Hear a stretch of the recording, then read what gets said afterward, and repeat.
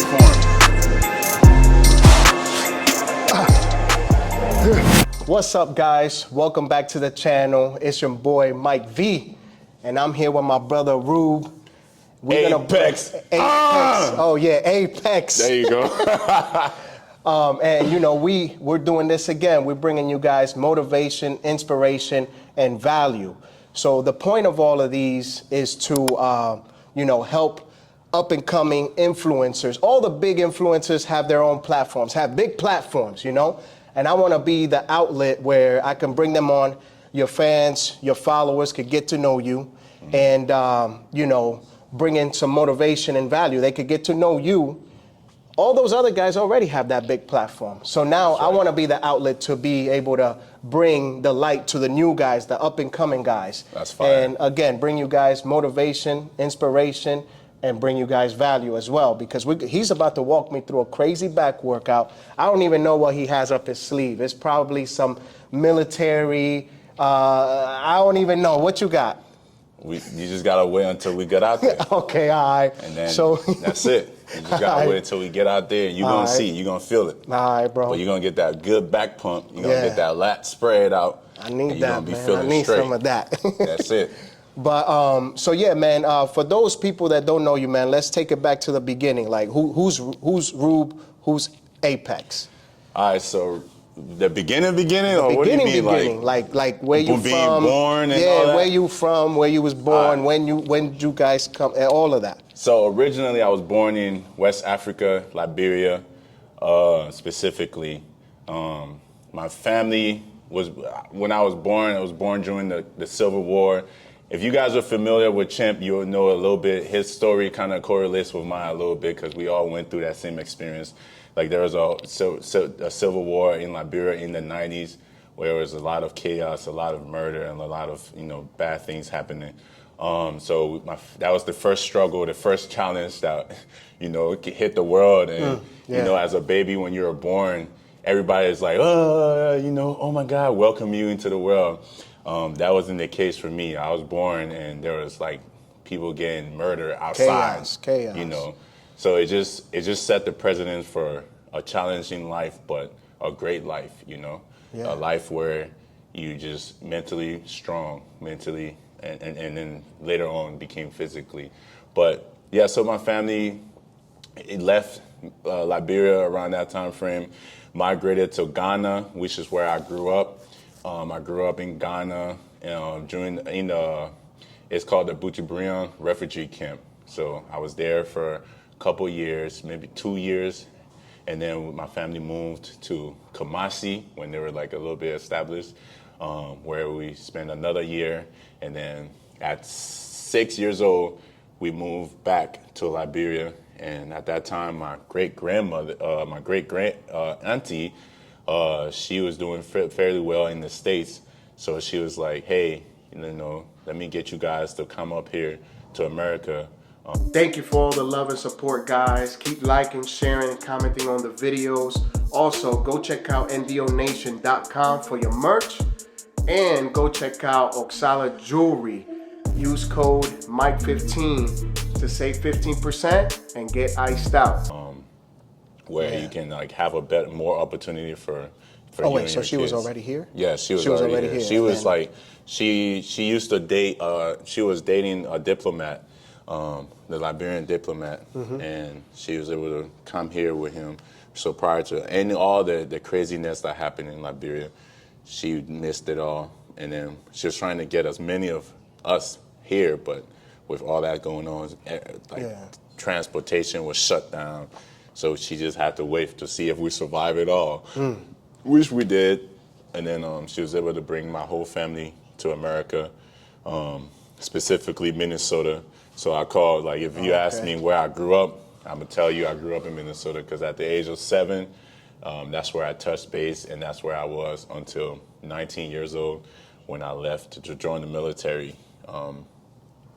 And then, the rest is history. Yeah. So that's just a little bit. You went to school there, you graduated. Yeah. In Minnesota, all in Minnesota. All in Minnesota. Then, at the age of 18. 19, 19, you went into the military. Yeah.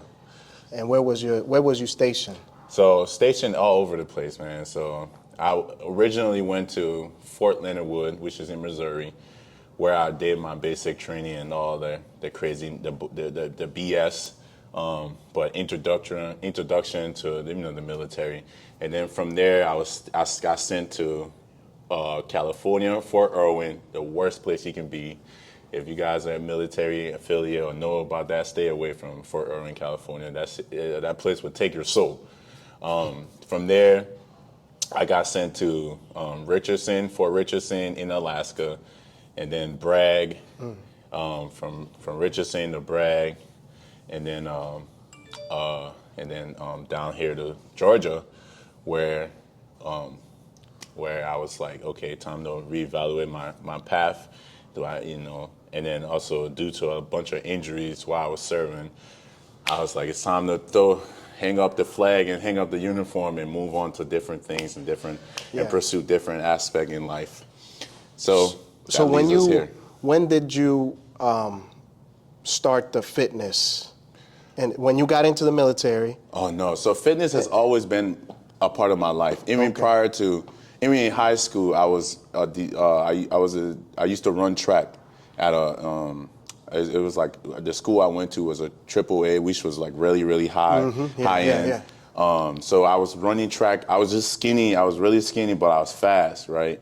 So fitness has always been, but I just redirected it to like building on my physique when I got into the military, because the military was very demanding. You didn't just need to be fast. You need to be strong. You didn't need to just be strong. You need to have endurance. You need to have stamina, right? We need to be able to run 6 miles in the morning and then go deadlifts like 400 pounds and pick up either ammo can of sandbags and all those other things. So that it created a huge challenge. And mind you, when I joined the Army, I was like 180 pounds. I was just like skin and bones. Yeah. But I could run though.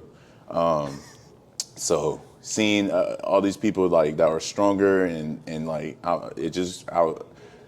I'm like, okay, I gotta do something. Yeah. I gotta be the strongest, if not strongest one off, So that created that drive in me to just go crazy with the fitness. So I think for like my first 3 years in the military, all I did was like, I didn't do nothing. Like I would go to work, after work, go straight to the gym.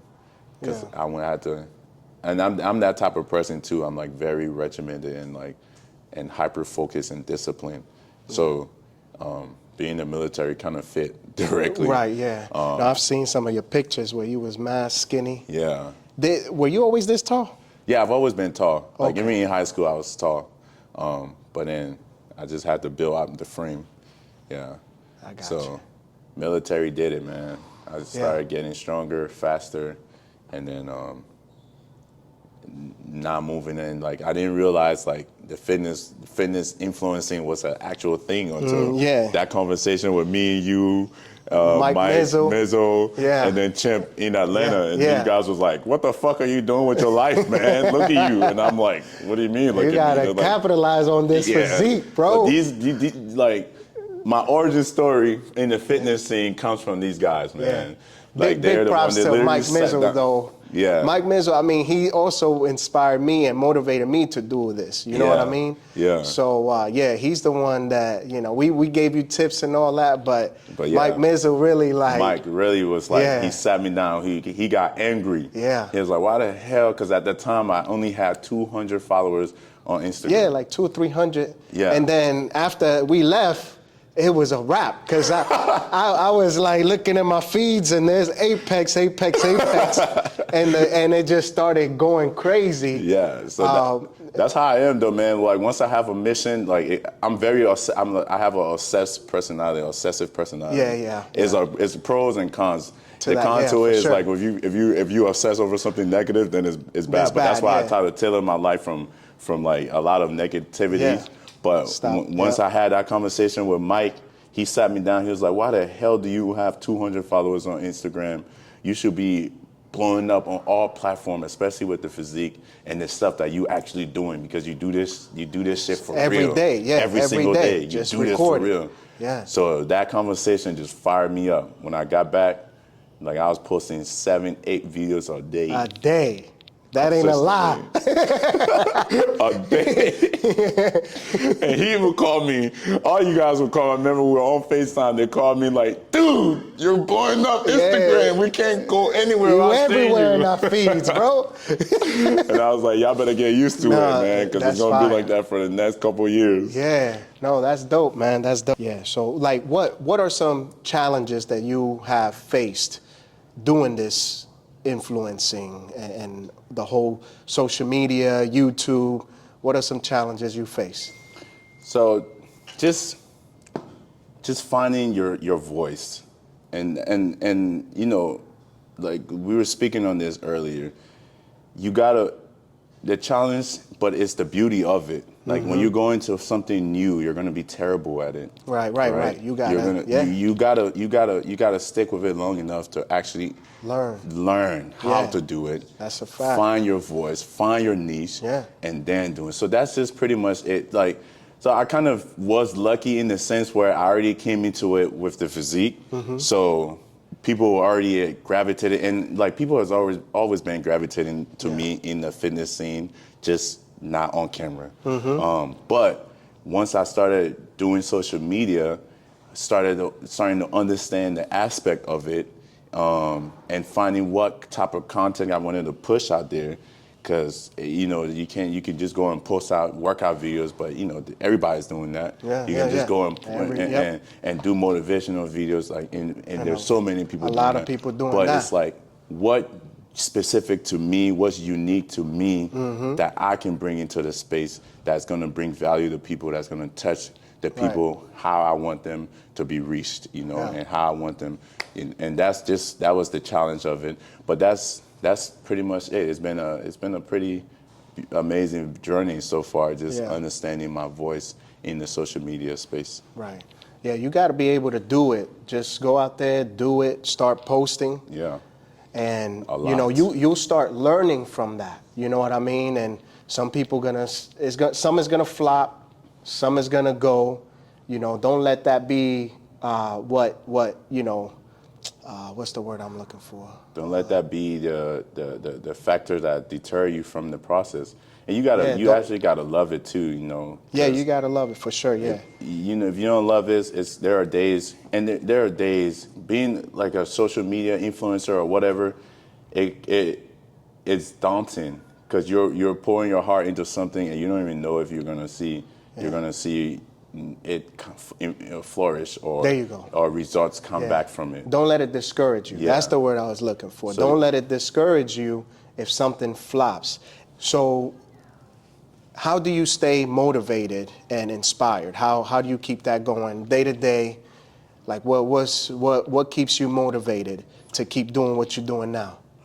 Well, for me, I don't believe in motivation. I don't believe in feelings, right? Because it's not consistent. It doesn't. It isn't. Your feelings gonna come. You're gonna feel happy. You're gonna feel sad. You're gonna feel joy. You're gonna be melancholy. Your feelings is not consistent. I believe in regiment, schedule, and discipline. Right? Yeah. So I have a schedule that I implement regardless of what's going on.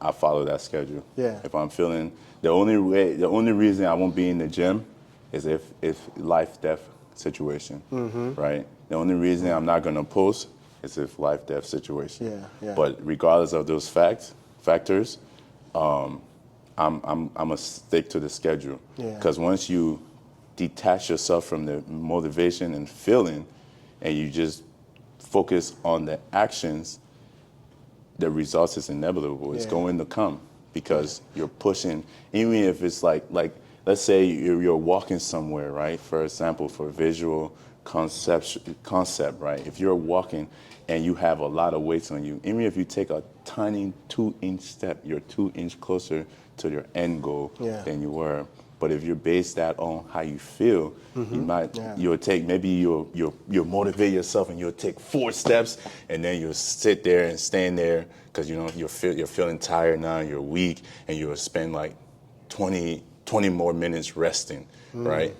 But if you just focus on the action of just moving your feet forward and forward and forward, you're going to finish a lot faster and get to your goal a lot faster than the person who's going off of their feelings. Something that he said was bringing value, and everybody that's doing fitness is doing fitness, right? Everybody it's oversaturated now. It's like a bunch of people just posting their workouts. Okay, cool. Like you said, motivation. All right, cool. But finding a different lane, which is what you did, and also adding value. You know what I mean? So he's not only working out and giving you guys tips on that, he's also bringing value by what? Bringing you guys entertainment. Now he's getting into dog training. So that's another value that he's bringing to you guys. So, bodybuilding, all these other guys, it's cool that you look good. You look in the mirror, you flex, you look good, you look great. But what value are you bringing to your followers, to the people that are following you every day? Is there any value there? No, not really. You just flexing, you look great, good job. Now let's start thinking about adding value to those people. You know what I mean? Yeah, so what tips would you give somebody that is trying to get into the fitness industry? What would you say to them? First and foremost, just start, man. But start in the sense where you're documenting your journey. Because a lot of time where people go wrong is they want to get into fitness, but they want to get into it as like an expert, right? Yeah. So once you put yourself, when you put yourself on that level, then you're setting it up for scrutiny. You're setting yourself up for people to come and like break you down and test your theories and call you out and all of that. But if you're just starting and you just go in the sense where, hey, this is what I do for me, right? This what's worked for me. Maybe it might work for you. And you just start doing that. Yeah. And you just start documenting and teaching on what you do. Now, if someone come and be like, oh, that theory is wrong, you can just be like, well, I says what I do for me. For me, yeah. It works for me. This is what and works here's for my me. Physique. Right. If it doesn't work for you, that's fine, right? But you're not just looked upon so much as, oh, you're up here and your following is not here. You're looked upon as you guys are both here, working your way up here together, and then also create that progression through your channel, through your content, so people that start following can feel like they're growing with you, not only just watching you, right? But they're actually involved and they're growing with you and be like, oh, this is what Reub did for his legs. This is what Reub did for his back. Yeah. This is, let me try it out and see how it feels. Well, how it feels for me. Oh, yeah, that works for me, bro. Yeah. Let me get, and this is what I would do differently to add on to that workout. And then you, as the creator, you have to be open to feedback as well, positive feedback, I have conversations in my comment section with followers, like we talk about, or negative, or negative. They coming. They're gonna come regardless. It's just about how you intake it. Yeah. You can just let it beat you down or let it discourage you, or you can see it as ways to improve, or you can just see it as way to educate and guide. So start 100%. Just start. Yeah. And then start documenting your process, and then once you establish and show your goals, and then you can move into the expert levels where you can be like, oh yeah, I've been doing this for this and that and that. Yeah. And then people will actually validate and respect you more because they can scroll down and see, damn, when you started, this is what you're talking about. Yeah. That's what I would say. All right, cool, man. Well, so what's next for Apex? What you got in the works? What's next for you, man? Hey, next Apex, we're launching a company, we're launching a huge brand. My whole thing is I love the outdoors. I love sharing time with my pets. If you guys are familiar with my channel and my page, I have a lot of dogs. I'm constantly outdoors running and chickens. And like I have chickens, and it's a wild, wild west in my backyard, man. But yeah, the next step for me is, and the brand is, we're launching our company, and it's just gonna be tailored to creating a better experience for people who likes to be outdoors and sharing that time with their pets and sharing that time with their dogs. Also, we're trying to provide a lot of values, a lot of education on how to better increase communication with people and their pets, and then correlate that with fitness as well too. Because fitness is just not only you. Yeah, if a lot of people get these big animals and stuff like that, and then they just let it deteriorate in their yard. They're walking around in circles. Yeah. They don't take it out. They don't share that time with it. They don't work out with their dogs. That's not what That's not what we like to see, and that's not what I feel like should be the purpose. You should be able to share that time, and you should work out and create a great experience with you and your pets. Like whatever it's hiking, running, jogging, biking. Yeah. So we're launching a brand tailored around that, and we're gonna have a lot of products and stuff coming to just make that whole experience a lot better and easier. So, and then also on the content side, I'm gonna be racing a horse, y'all. I'm racing a horse, and I won already. Next, you'll be in Africa. Oh man, racing. I have a buddy in Ghana. Actually, me and him have been talking about it. So we're working on that. I'm gonna fly to Ghana and get some like real content, like in the village, everything. Like just we're gonna have. That'll be fire, man. We're gonna have the whole 9 yard. We're gonna have the straw thing on. We're gonna be hunting with spears. I'm gonna be in there like God. That's gonna be dope, bro. Yeah, it's gonna be a whole wild, it's gonna be one of those African documentary movies, man. It's gonna be insane. So we got a lot coming. I'm setting that up now. We got a lot coming though. All right, well, there you guys have it, man. This was the interview. Now we're gonna get to training. You ready? I think so. All right, let's do it. Let's do it. So.